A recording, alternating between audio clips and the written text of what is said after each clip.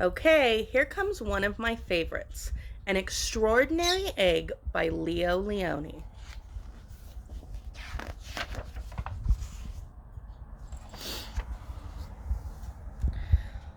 On Pebble Island, there lived 3 frogs, Marilyn, August, and one who was always somewhere else. That one's name was Jessica. Jessica was full of wonder. She would go on long walks way to the other side of Pebble Island and return at the end of the day shouting, "Look at what I found!" Even if it was nothing but an ordinary little pebble, she would say, "Isn't it extraordinary?" But Marilyn and August were never impressed. One day, in a mound of stones, she found one that stood out from the rest. It was round like a full moon on a midsummer's night, and even though it was almost as big as she was, Jessica decided to bring it home. I wonder what Marilyn and August will say when they see this, she thought, as she rolled the beautiful stone to the small inlet where the 3 of them lived.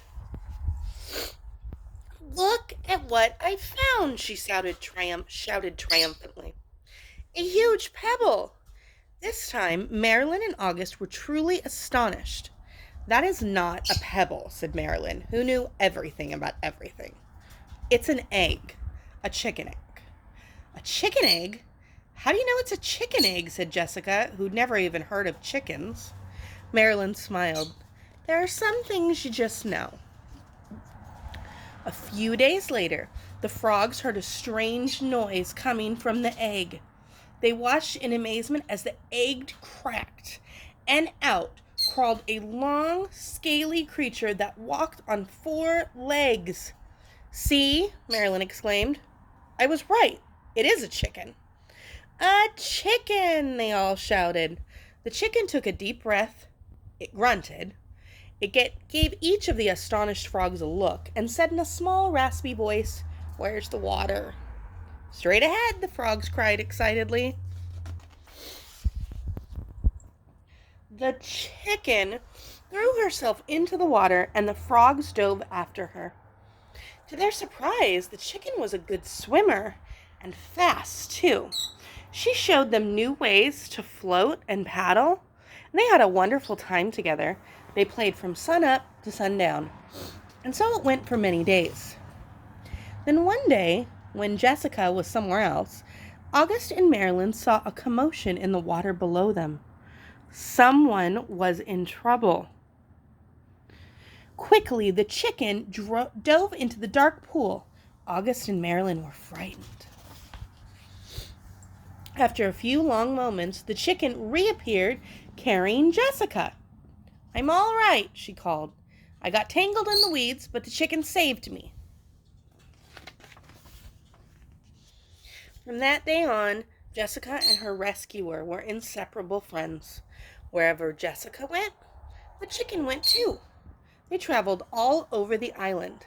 They even went to Jessica's secret thinking place. And then they went to the Great Pebble Monument.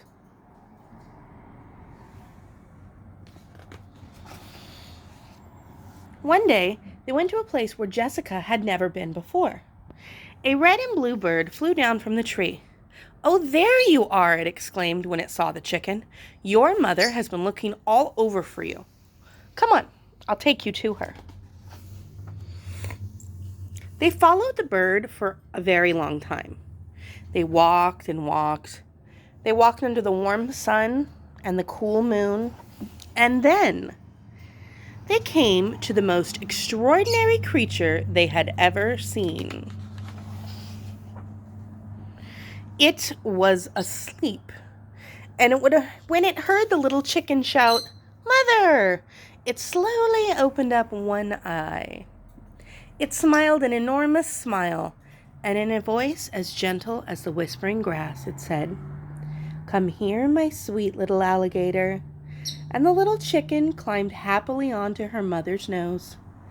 "Now it's time for me to go," said Jessica. "And I'll miss you very much, little chicken. Come visit us soon, And bring your mother too. Jessica couldn't wait to tell Marilyn and August what had happened.